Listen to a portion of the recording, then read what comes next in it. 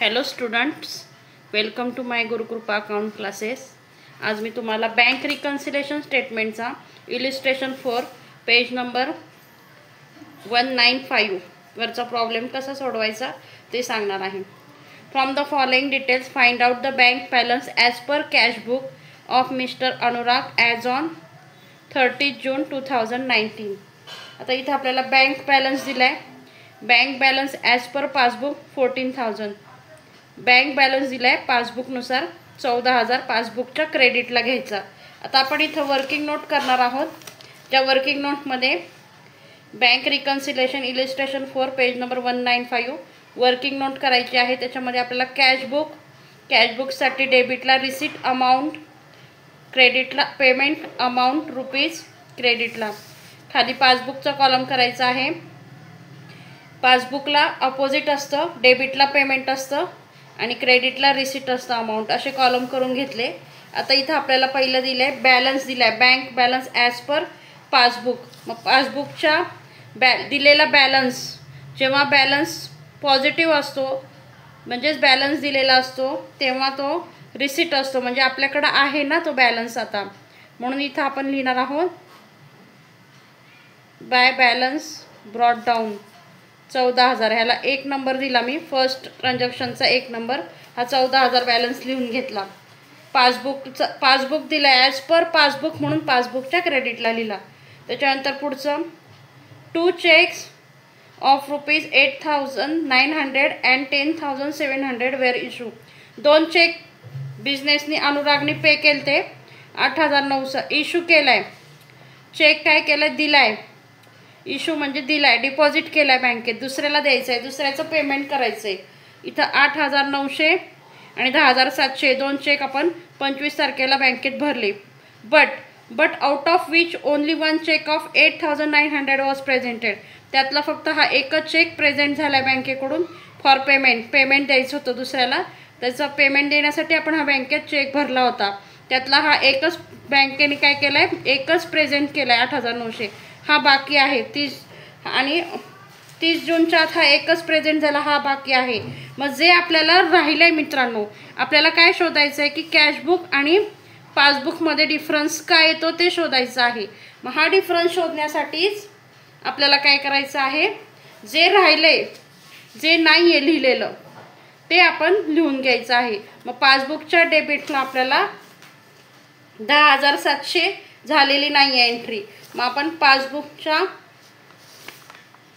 पासबुकच्या डेबिटला पेमेंट साईडला 2 नंबर टाकणारे आणि लिहिणारे issue check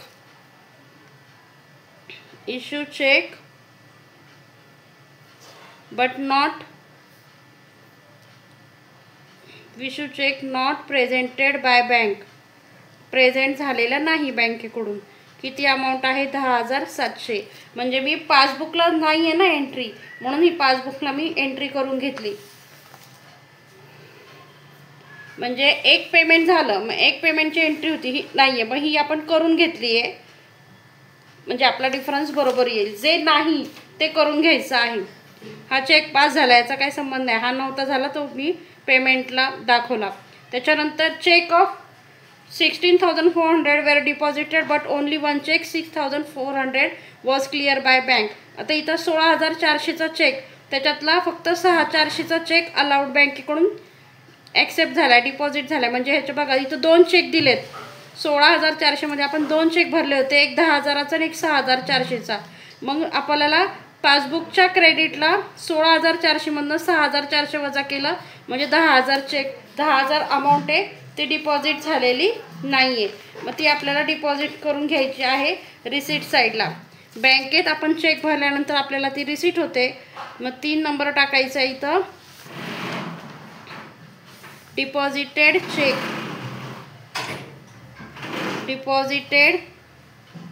check not clear by bank. Not clear, जो डिपॉझिट केलाय जो क्लिअर झालेला नाही। आता इथं 10,000 मी कसे काढले, आपल्याला 16,400ची अमाऊंट चेक दिला होता, त्यातला फक्त 6,400चा चेक पास झालाय, मग त्यातला वजा करून 10,000 हा आपल्याला डिपॉझिट जो क्लिअर नव्हता तो मी 10,000 इथं रिसिट साईडला बँकेच्या पासबुकला नव्हती, तो 10,000ची एंट्री करून घेतली. येते लक्षामध्ये. त्याच्यानंतर फक्त हे जे लिहिलेलं राहिलंय ते आपल्याला रेकॉर्ड करून घ्यायचं आहे मित्रांनो. इथं ही 10,000 रेकॉर्ड केले. आता cash of 5,500 withdrawn from bank for personal use was not recorded in cashbook.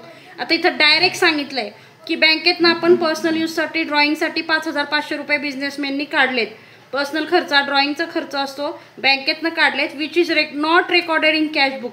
तर कॅशबुकमध्ये रेकॉर्ड झालेलं नाही, म्हणजे आपल्याला जिथं रेकॉर्ड झालेलं नाही तिथं रेकॉर्ड करायचं आहे. मग कॅशबुकच्या क्रेडिटला आपल्याला रेकॉर्ड करायचं आहे. कॅशबुकच्या क्रेडिटला तर क्रेडिटला का, कारण कॅशबुकचं पेमेंट ह्या साईडला असतं. बँक चार्जेस म्हणजे बँकेने काय केलं डायरेक्ट, सॉरी बँक चार्जेस नाही आहे, विड्रॉ फॉर पर्सनल यूज. आपण विड्रॉ फॉर पर्सनल यूजसाठी बँकेतनं पैसे काढले 5,500. मग आपण कॅशबुकला एंट्री केली नव्हती, which is not recorded in cashbook. मग हे पेमेंट आहे ना की काढले, म्हणजे कॅश काय झाली कमी झाली म्हणून पेमेंटच्या बाजूला ही कॅशबुकमध्ये लिहिलं. इथं जिथं डायरेक्ट सांगितलं की which is not recorded in cashbook, तिथं जिथं रेकॉर्ड झालेलं नाही आहे तिथं रेकॉर्ड करायचं आहे. त्याच्यानंतर हे 350 bank charges debited to mister Anurag's account which is not recorded in cashbook. आता इथं पण म्हणलं आहे कॅशबुकमध्ये रेकॉर्ड झालेलं नाही. काय बँक चार्जेस बँकेच्या अकाउंटमध्ये डायरेक्ट कट होतात, मग ते आपण पेमेंट कॅशबुकला दाखवलं नव्हतं. मग कॅशबुकला काय झालं, कॅश पेमेंट केले आपण, पेड बँक चार्जेस किती होतं 350 रुपये. 5वं. त्याच्यानंतर 6वं आहे there was a debit in passbook 7,500 in respect of cheque dishonour on 30. म्हणजे आता इथं बँकेने डेबिट केला हा चेक, म्हणजे पेमेंट केलं होतं 7,500चं, पण तो डिसऑनर झाला आहे. मग पासबुकच्या डेबिटला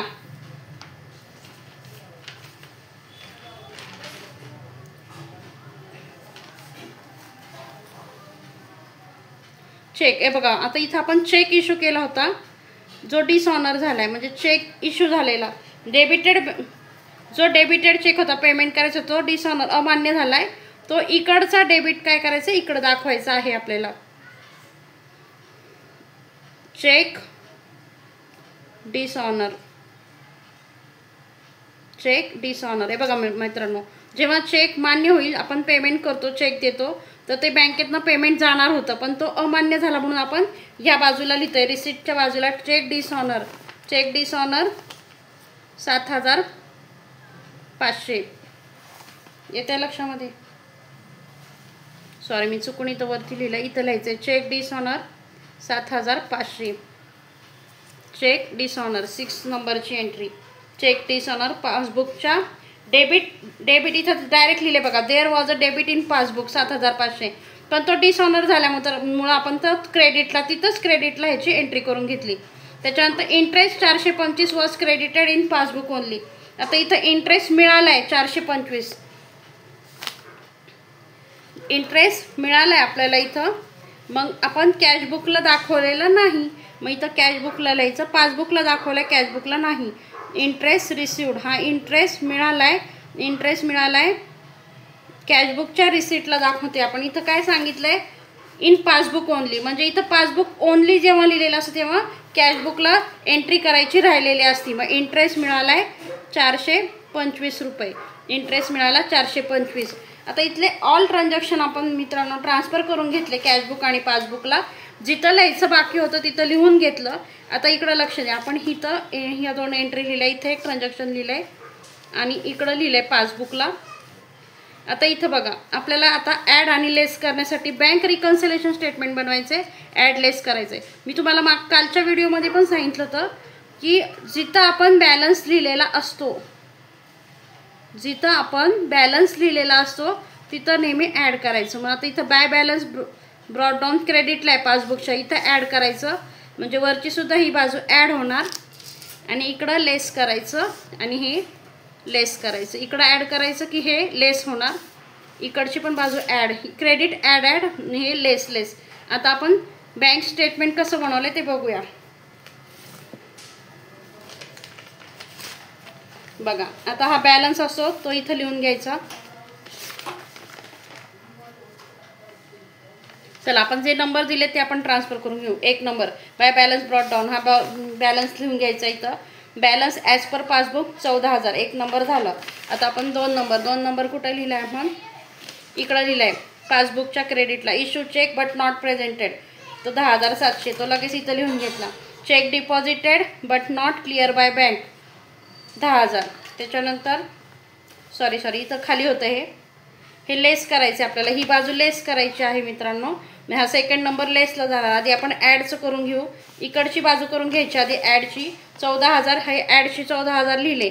त्याच्यानंतर 3 नंबर येतो deposited cheque but not clear, cheque deposited but not clear by bank. हा 14,000 बॅलन्स लिहिला. आधी ॲड लिहायचा. आधी ॲडची बाजू जी आहे इकडची हे नंबर लिहून घेऊ आधी. 3 नंबर आधी येतो deposited cheque but not clear 10,000, हा लिहून घेतला. Cheque deposited but not clear by bank 10,000. त्याच्यानंतर त्याच्या खालचं 4 number withdraw for personal use 5,500, cash withdraw for personal use 5,500. त्याच्यानंतर paid bank charges 350, paid bank charges 350 लिहिलं. त्याच्यानंतर इथलं चेक डिसऑनर 7,500, हे सगळे ॲडचे एका बाजूला लिहिली, ह्याची ॲडिशन आउटरला लिहिली, त्यांचे टोटल करून इथं लिहिलं. त्याच्यानंतर हे इकडची बाजू आपल्याला लेस करायची आहे. मग हे सेकंड नंबरचं transaction issue cheque but not presented from payment 10,700 आणि इंटरेस्ट क्रेडिटेड जो होता मिळालेला 425, इंटरेस्ट क्रेडिटेड 425 हे लेस करायचं आहे. लेसच्या बाजू 2 लिहून घेतल्या. ह्या दोघांची टोटल आउटरला घेतली. ह्या दोघांची टोटल, त्याच्यातून हे लेस करून बँक बॅलन्स ॲज पर कॅशबुक. जेव्हा बँक बॅलन्स पासबुक दिलेला असतो, bank balance as per passbook दिलेला असतो, खाली आन्सर येणार बँक बॅलन्स ॲज पर कॅशबुक नाव द्यायचं. अशा प्रकारे हा प्रॉब्लेम सॉल्व केला जातो मित्रांनो. तुम्हाला वर्किंग नोट करावी लागते. वर्किंग नोट केल्यानंतर तुमचं आन्सर एकदम बरोबर येईल. जास्तीत जास्त हा व्हिडिओ लाईक करा, शेअर करा, चॅनलला सबस्क्राईब करायला विसरू नका. धन्यवाद.